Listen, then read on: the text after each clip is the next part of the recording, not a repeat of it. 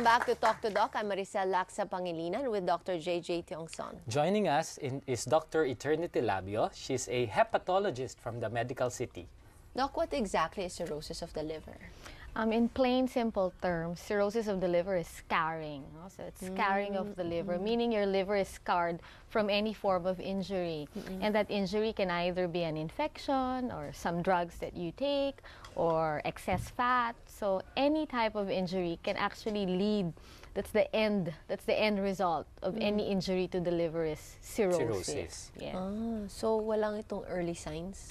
Well, yun na nga, kaya nga it was so appropriate in your intro kanina na liver cirrhosis can be a silent killer because at the early stages there are really no signs, no symptoms, no warning unless you have a regular checkup with your physician. It can go easily missed, unnoticed. Yeah. When the cirrhosis is already serious, what are the usual manifestations? Oh, that's the usual symptoms now of liver disease, yung paninilaw or what we call jaundice.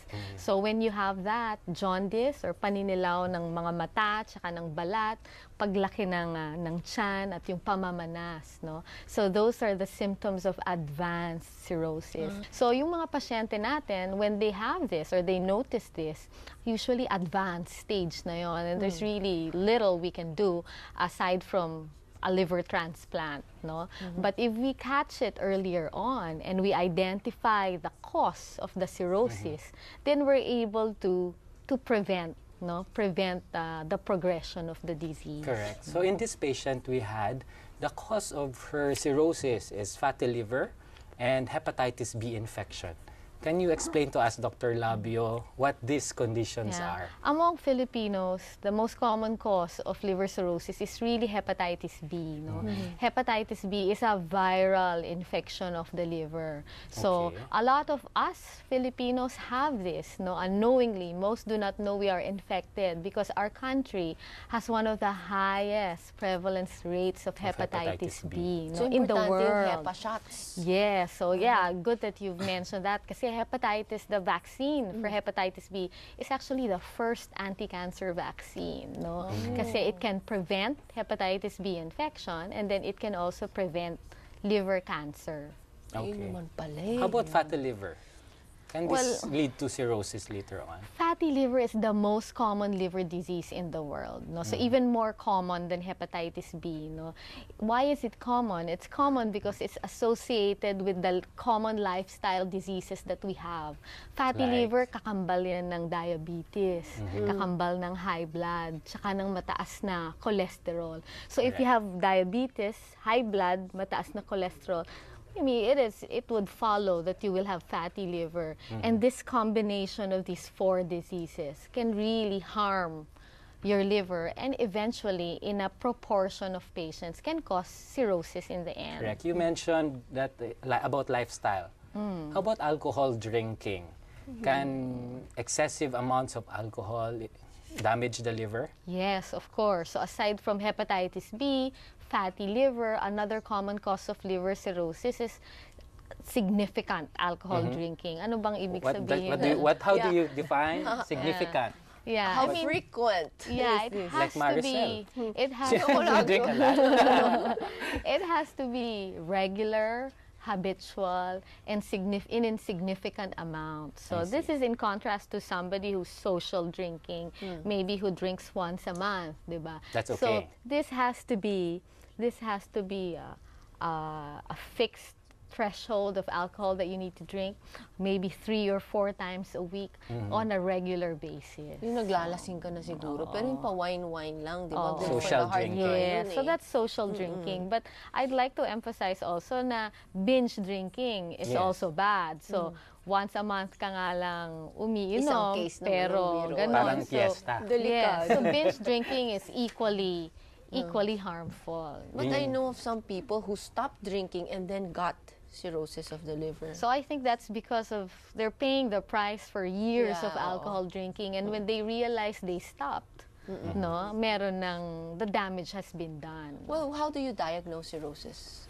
Well, in the early phase, it's hard to diagnose it unless you submit yourself for regular liver blood tests. No? So there are blood tests that really check the function of the liver in the form of blood tests, ultrasound, and sometimes we have a special machine. It's called the FibroScan. It detects early cirrhosis, and this machine is a non-invasive way, meaning painless. No? It's a non-invasive way to detect whether your liver has early damage from liver disease of whatever cause. No? So you have cirrhosis at an early stage. How do you manage it? Okay, so first we identify the cause.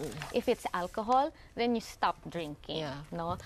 If it's fatty liver, then you lose weight and you adopt a healthy lifestyle. You control your blood sugar, you control your cholesterol levels. Then that would prevent the development of cirrhosis.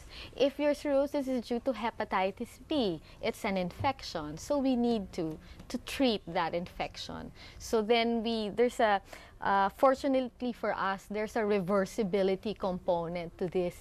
Misconception nga yun na pag cirrhosis na, permanent damage na yan, it's a scar, we can't do anything about it. But now, fortunately for all of us, we now have medications, we now have treatments that can potentially reverse this condition that used to be irreversible. Correct. But what if the stage is already really bad? Can you still reverse it? May point of no return then. So may point of no return. For those people na talagang hindi na ma-reverse yung condition, then liver transplantation is the treatment for them. And in Medical City, we also have a liver transplant program that can actually address the needs of people with advanced liver cirrhosis. Ano naman po yung rate of survival ng mga nag-liver transplant? Yeah. Alam mo, in most centers abroad, at 1 year, 90%, more than 95% of people are alive at 1 year. Compared to someone without a transplant, they will be dead in 1 year. So from 0 survival in 1 year to 90% survival. Liver transplantation really gives you a second lease at life, diba? It's like a new life. And at 5 years, 75% of those transplanted are alive. So that's not bad at all, diba? Ang galing anong design ng liver natin, no? You can get from a relative. relative or a donor, tapos it grows in you. Yes. Now, we know that cirrhosis is one of the risk factors for liver cancer. And true enough, when you did the surveillance on Miss Cece, you were able to discover a tumor in her liver early. Can you tell us about that? Yeah, well, if you'll allow me to talk about Mrs. Cece, she's a very compliant patient. She submits herself to regular checkups. She sees her doctors even if she's not feeling anything. So through this, we're able to diagnose things early, get them while early, and be able to intervene early. Well, actually, iba naman ay magpa-check up kasi baka may mahanap. Pero in this case, tama yung magpa-check up para maaga pa lang Even if you don't feel anything. And most patients nga kasi natatakot, nagpapa-check up lang pag may nararamdaman. So I think we should promote the idea na, wellness and preventive medicine, etc. Correct. In our patient, Doctora, the mass was at 3 centimeters. When you have a mass as small as that or as big as that, what treatment options did you recommend to Mrs. Cece? The tumor was very small, so fortunately enough, we were able to discover it when it's very small. And a 3 centimeter tumor will not cause you any symptoms, really. No, patients usually come to us when they have a 10 centimeter lesion. That's unfair nga, di ba, na it will just surface pag malaking-malaki na when wala ka nang ma-offer at magawa para sa kanila. But with Mrs. Cece, 3 centimeter, we were able to apply treatments that are at most curative compared to something that is palliative na lamang, di ba? So, malaki ba yung incidence ng liver cancer sa Philippines? Well, liver cancer is the 4th most common cancer among Filipinos. So 4th, so it's in the top 5. And it is the 2nd common cause of cancer-related deaths. So it's not only common, Maricel, it's also fatal if diagnosed late. What are the other risk factors of liver cancer aside from cirrhosis? Okay, so among Filipinos, the most common cause of liver cancer is still hepatitis B. No? So hepatitis B is what we call an oncogenic virus, meaning it causes cancer. So how do you get nga ulit Hepa B? Well, hepatitis B, there are different modes of transmission, but the most common in our country is from mother to child during the birthing process. So meaning the mother unknowingly has it and is unaware she has the virus and infects the baby through the birthing process. Ay, naku.